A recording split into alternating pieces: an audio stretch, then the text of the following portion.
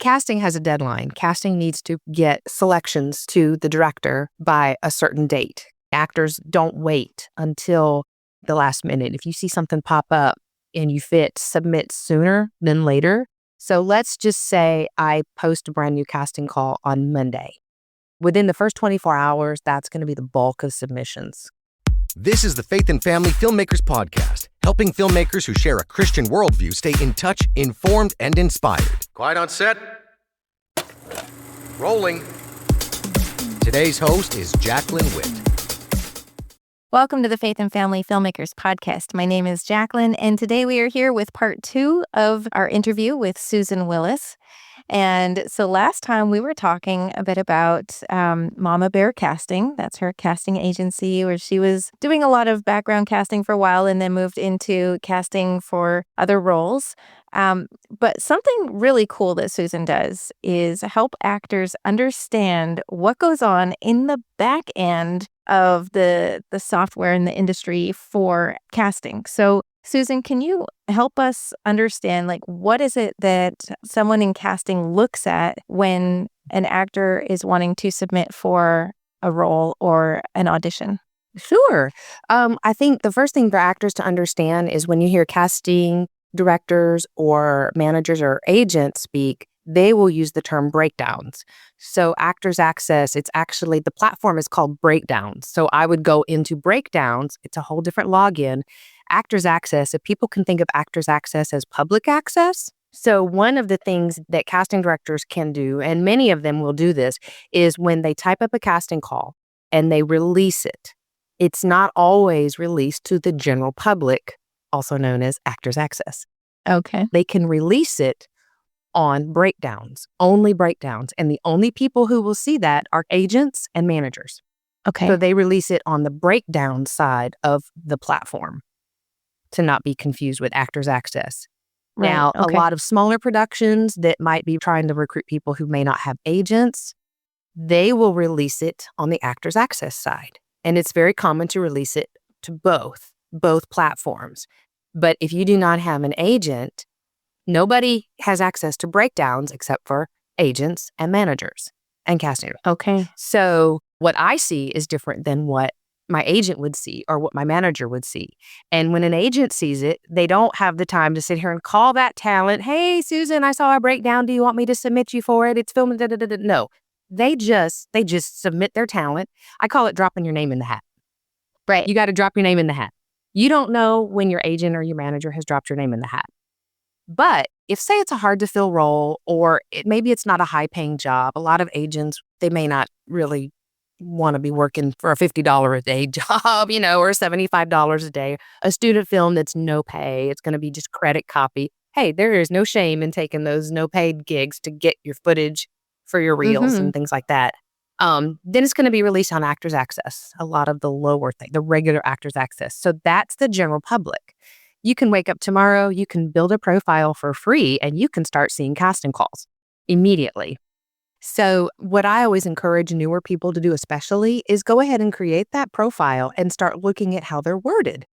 Get familiar with the terminology on there. There is so much information. And what I like to show, especially on a Zoom call or a consulting session, is I'll pull up a casting call and I'll say, look, you can already see who the people are behind it. You can see if there's any nudity involved because that's a box casting has to check. If there's any nudity anywhere, there's a lot of vetting going on the back end. I had to submit my driver's license and prove who I am. So Mama Bear is really more of we'll call it my stage name for casting. I couldn't put Mama Bear on breakdowns. It had to be Susan Willis. Okay. So I can vouch that Actors Access really vets who puts a casting call out there to begin with. There's just a vetting process and training you have to do to make sure that you do it properly. And they have a wonderful customer service. But now a lot of other platforms, I can't vouch for because I don't know. I haven't used anything else. And of course, Facebook, you can find anything, on social media. But anyway, I encourage people to understand what the breakdown looks like. Make sure that you're available for the callback date range. Make sure you're available for the filming. Make sure you're willing to get there on your own if that's a requirement before you even drop your name in the hat. So many people they just see something, get excited. Oh, I fit. I want to submit. Now, if you don't have the annual subscription, you're paying like $2 just to drop your name in the hat.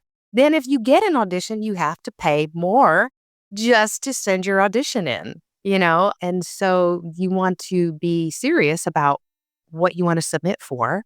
And there's a little button that's now, not all casting offices use it, but there is a little button that says confirm your audition. You want to confirm that you're going to do it, or you can decline. On this particular platform, you can, I highly recommend, if you can't do it after all is said and done, or you received the sides to audition and there's something that you just don't agree with, or you would rather not, or your date range availability has changed, go ahead and decline. There is no shame in declining. Now, Actors Access will ask you for a reason. That is not the place to put, I don't agree with this storyline and that is against my belief. No. You just put unavailable for the shoot dates. Simple as that, or no longer available. And you just put that, but you have to put a reason why. That doesn't necessarily put an X mark on you. But now if you have an agent, most times I would email my agent and say, I need to decline this for whatever reason.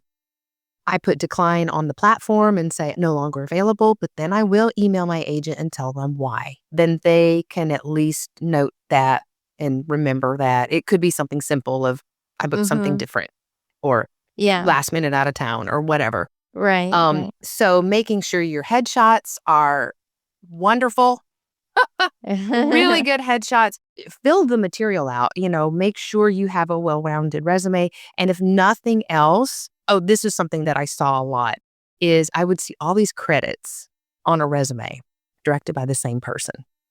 And it's great, but that tells me that your friend is making films and making you the star. That doesn't necessarily make you a good actor. Lots of credits does not make a good actor. And then they would leave training blank. So put your training, all of your training. And in the acting industry, training means not just taking a master class where you just sat and watched videos all day long. It doesn't mean attending a seminar where you just listen to a speaker. Training is interactive. It should be interactive, where you did some work, you got feedback, you spoke with the coach or the instructor. Right. That kind of training. I like to vote for the underdog. And if I see training, but I don't see a whole lot of credits, I can still extend an audition and go, well, I'll give them the benefit of the doubt. Maybe they'll just send me a wonderful audition and I'll get them their first really good credit. Yeah. So I'm rooting for the underdog, but too many actors are too proud of their credits and they forget to put their training on there. Okay. That's a really good point. And so then, is there anything, let's say, if you get a ton of submissions, is there anything that automatically would be like a reason that you would just dismiss them easily? For me, after I've already had a conversation with, say, the director and the producer, if anybody, I see a thumbnail, like the size of a postage stamp of a headshot. So I can immediately go through and weed that out. But there are a few filters. I can filter out if this is a non-union project and I specifically need to have non-union because production says, don't even look at union actors. We can't Taft-Hartley them or whatever. I can go through and I can filter out any union actors or vice versa. Okay. If I only want to look at union actors because it's a union project, I can filter those out. I can look for a specific agency. If I favor an agency, I can filter and go, oh, well, XYZ agency always sends me really good talent. I want to look at them first. Right. So I can filter that. Or if they talk about these 4 boxes that actors want to have checked, and it's your headshot, a photo, a resume, a slate shot, and a demo reel. So those are 4 boxes that actors are always encouraged to check those boxes because that makes you pop up first. Right. It depends on how casting is sorting their page. Okay. I have a love-hate relationship with the slate shots because some people, the slate shot is literally 7 seconds of you just slating your name. Hi, I'm Susan Willis. It is an opportunity for casting to hear your voice, to see what you sound like, to hear how to say your name if you happen to have a hard to pronounce name. I've actually seen some actors try to use those 7 seconds and insert demo footage in there, which is silly. It's so silly. Your first one is free. Follow instructions, right? You got to follow instructions. Right. Slate shots are not required. Okay. But a lot of people get all cutesy with it and they try to match a slate shot based on their headshot. Like if you look like a realtor, like, hi, I'm Susan. I have the next house right ready for you. Or if you're trying to come off flirty because your headshot looks flirty. Your first one is free. After that, it's $5 or $10. You could go broke just adding all these fun little headshots. They're cute, but they're not necessary. Right. So actors who have a profile on Actors Access and have actual material, it costs $22 a minute for demo reel footage. So this is another reason why actors should be encouraged to keep your demo reel short. Demo reel short, because if I see a 5-minute long demo reel, I know how much they paid to put it on there. It better be really, really good. It's $11 a minute to put an audio clip up, a demo clip for your audio. So actors with footage are taking their career a little more seriously than actors with no footage, but it is not required. That's where that slate shot is handy. And I would recommend for actors to don't waste your first slate shot. I wasted my first one just to get something up there. And it's one slate shot per headshot. You can't say, I want to use this slate shot for all 5 headshots. So you need to be really selective. And some people will just go up and just throw whatever well, that's just what I had at the moment. I get it. I shaved my head one time. That's a whole nother story. So I had a buzz cut for a while and I had to just do something to get headshots temporarily but I couldn't pay for them as my hair was growing out. So I get it, but you don't want to be sloppy. And that's something that would turn me off is if I see something sloppy and I see you not really trying or your resume is all out of whack and the information you're putting. And that's something I really love to help actors do is let's clean that Actors Access resume up. Your formatting is weird or the way you're wording this or this is redundant. You've got multiple talents and things listed here and there, or you're really stretching to put something there. You know, a good polished professional, keeping it simple. You know, what's that old acronym? Keep it simple, sweetie. Yeah. Yeah. So is this part of the coaching that you're doing? Yes. It's that entry level, let's get started on the right foot because I had to learn from all the mistakes, you know. Right. Oh, you had asked about sorting. So yes, you can sort with who has the most material. And those are those boxes that actors like to check. Okay. And a lot of actors, if you have a photo and a resume and demo footage, you've got me hooked a little bit. I don't care that you don't have a slate shot. It's nice, but I don't care because mine filter the way the earliest person to submit shows up first. That's how I have mine sorted. But that's the other thing. Actors don't wait until the last minute. If you see something pop up and you submit sooner than later. Yeah, absolutely. I had the same thing when I was doing voice acting and I would see stuff come in. If I did not drop everything to submit for that immediately, it will be gone by the time I submitted my audition. Stuff it goes so quickly. Well, I have this equation where let's say, casting has a deadline. Casting needs to get selections to the director by a certain date because they need to make their decisions. And depending on how much paperwork is involved, you know, if it's union and they've got to clear actors. So let's just say I post a brand new casting call on Monday.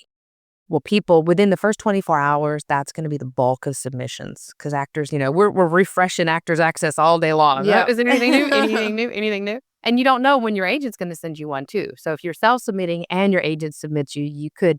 I caution actors, if you see a project that has 5 or a bunch of roles that you fit, be careful. You might not want to submit to all of them because they could ask you to audition for all of them and they're all going to have the same due date. So be careful and be as selective as possible. Maybe only submit for 1, maybe 2. But let's say I have to get choices to the director by the following Monday. So I posted on Monday. I also have to have my sides ready to send out. I have to have that coveted C-mail ready to go, typed up with all the instructions and map out, okay, this is the taping instructions. I want you to slate a full body or whatever I ask for. 2 takes, 1 take, whatever. I have to have all that drafted, ready to go. but I don't start sending emails out one at a time. I'll give it about 24 hours, maybe 36 hours while I'm making all my selections. And I know, okay, then the audition deadline needs to be Friday because I need to have time to watch them. So that audition is going to be due Friday.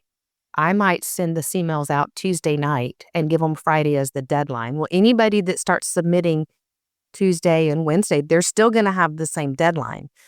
I can't, it's time consuming to go and change the audition deadline. So actors who submit late have less time to prepare, if that makes sense. Yeah, absolutely. Hi, indie producers. Listen, I get it. I know how hard it is to make a movie make money. That is why I have teamed up with Jaclyn Witt from Faith and Family Filmmakers Association to create a 12-month program to teach you everything I've learned along the way. I'm Alexandra Boylan. I have written and produced 8 profitable films. My movies include Switch, The Greatest Inheritance, my newest film, Identity Crisis, Catching Faith, and the list goes on. All of my movies have been on Netflix, Hulu, on the shelves of Walmart, Tubi, Amazon, iTunes. Again, another list that goes on.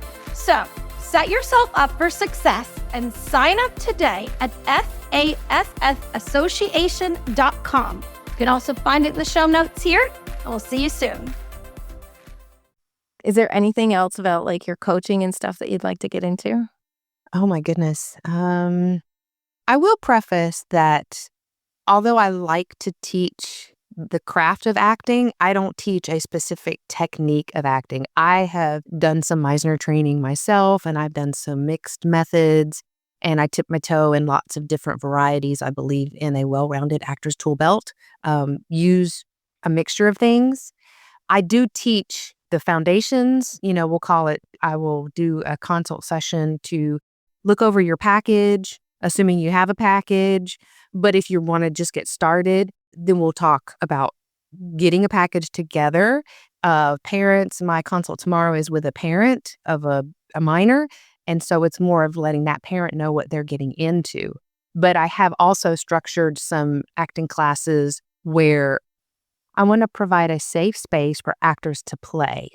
Using the techniques and methods they're learning in other classes, I will provide scripts and just help them see it a different way. I know I've been doing this long enough to where it's pretty easy for me to find a second take when casting wants to give 2 contrasting takes to something.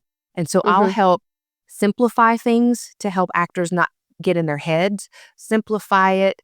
I borrowed something from one of my actors coaches and made an acronym of how to remember what to cover before you approach your material. So I have a few classes that I teach on Zoom, and I like to keep my student size maybe 4 to 6 people. That way everybody gets a lot of individual attention. So I'll select scripts for people based on roles they'd like to do or want to do or previous auditions, and we'll just work with that. So I won't teach a specific technique, but we just talk about, now let's put it to use. Let's put it to use. Let's take all the training that you've had. Now let's actually work on some sides. And those are always fun. And I love seeing these eureka moments in actors as they're like, oh, I didn't even think about it that way. Because the coach that I brought to town, I've done so many of her classes where now when I bring her to town, I can't be a student. It's hard for me to be a student because my mama bear is like, did everybody find the location? Okay, does everybody know where the restroom is? You all have water. Okay, let me just float the class. And I said, I felt the need to ask her permission. I said, do you mind if I start teaching some classes? Nowhere near the level. I'll get them ready for you. She's more advanced. And so I've started gathering a library of scripts and sides and finding those for people. I feel confident enough now. With her, I thought, well, how does she come up with all of these really cool angles to approach the script from? And now I feel pretty confident. It's like, oh, I can see it in a way others don't. And then they'll try it. And oh, that worked. That worked. Right. See, that's what experience does, right? Yeah, that's fantastic. And helping people to get started and get set up is such a valuable mentor to have. Like, I think for anybody that's wanting to pursue something, having somebody that is in your corner to be able to say, well, let's look at what you've got. Let's see what you need. How can we make this better so that we can get you to the next level? And I think that that's one of the most beneficial things, is to have somebody that can help you get to that next level. Because it doesn't matter if somebody can help me get to 10 levels from now, because I'm not ready for that one. I'm only ready for the next one. That's right. That's right. I kind of feel like a baby when it comes to the faith-based film world. So here I have this acting experience. I have an agent. I have a manager. I've checked a lot of the boxes, but only about 2 years ago did I really seriously, intentionally start having that urge to meet more faith-based filmmakers. I'll be honest with you, when I first started, there was a quote-unquote faith-based for a network that has changed names, came to town. And it was a very corrupt production, the people. And I started seeing a pattern of what people were calling faith-based was very ungodly behavior. And I helped on a horror film, hot gluing talons to a gargoyle woman. And they were the most honest, friendly, kind people that I ever met. wow. Yep. So I had this image of faith-based filmmakers, didn't know what they were doing. They didn't know how to work their equipment. They didn't understand the lingo. They made yucky films. The people behind the camera were really corrupt and horrible. And it has taken a while for me to say, okay, let me give this another shot.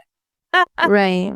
And that's when I had actually learned from Jen Godson Chandler. I did a class with her, 2018 probably, and I learned about ICFF. And I went as a volunteer in 2019 and volunteered there. A volunteer experience is very different than the participant true. experience. So I said the next year I want to go as a participant. But 2020 happened, COVID, all that. 2021, I did not feel led to do that.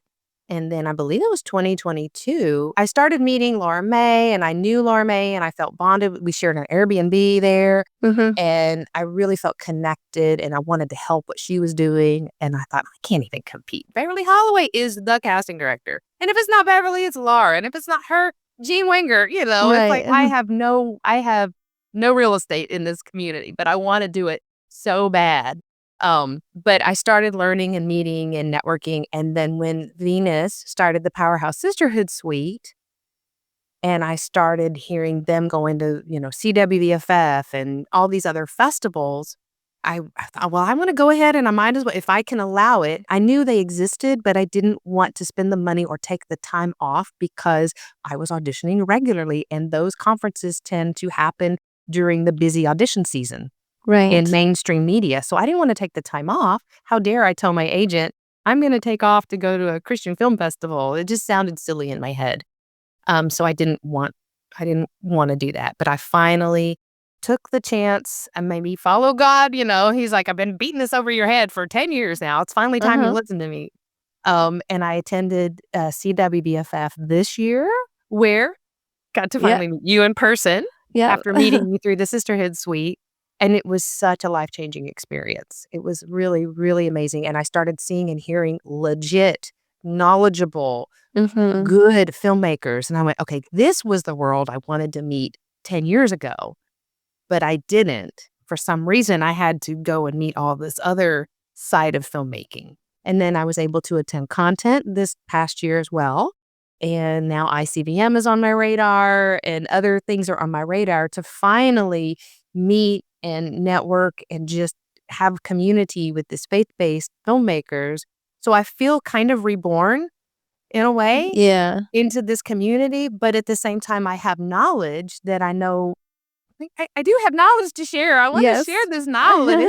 I didn't just wake up and start acting yesterday. So there was that aspect. And so I'm really excited. And that's why I say I feel like I'm just swimming around waiting for God to go, okay, what direction am I going to go? Do I get to go back to casting, or do I get to stick with acting? What do I do? And what's your favorite, if you could choose? Oh my gosh. I can't pick. I've actually been dabbling in directing as well. So I really like directing because then I get to coach other actors. Yeah. That, I think there's a bit of a theme here. I think one of the gifts that you've been given is teaching. It seems to be something that you're just drawn to it. Like, you could pursue your own thing, but in the midst of that, you want to teach and coach and nurture others. And that's a real gift. And I think that's such a servant attitude. I think it's going to work well. And I pray that God can bless that on both sides, that, you get to do acting and the directing and all the things that you want to do, but then it also blesses the people around you in the process. Well, yeah, I'll take that. Let's hope so. Because I'm not a writer. As much as I try, I'm like, I have an idea. Could you put that on paper? Right. Not a writer. There's that producer director in me. Right. So how can people find you? I am on Instagram. I am on Facebook.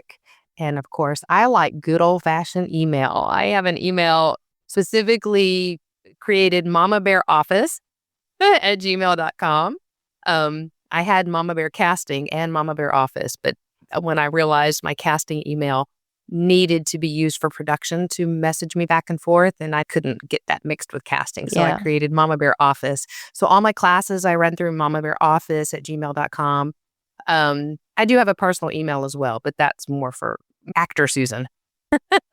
Right. Yeah, obviously. Yeah. Mm-hmm. Well, I hope that people will contact you and, make use of the mentorship that you offer. And yeah, it just sounds fantastic. Thank you so much for being on our podcast. I've enjoyed this conversation and getting to know you better. Thank you. It's been a pleasure. Thanks for listening to the Faith and Family Filmmakers podcast. If you've been enjoying this podcast, take a moment to follow or subscribe on your favorite podcast player so you don't miss an episode. And if you'd like to support the production of this podcast, you can leave a tip at faffpodcast.com/support.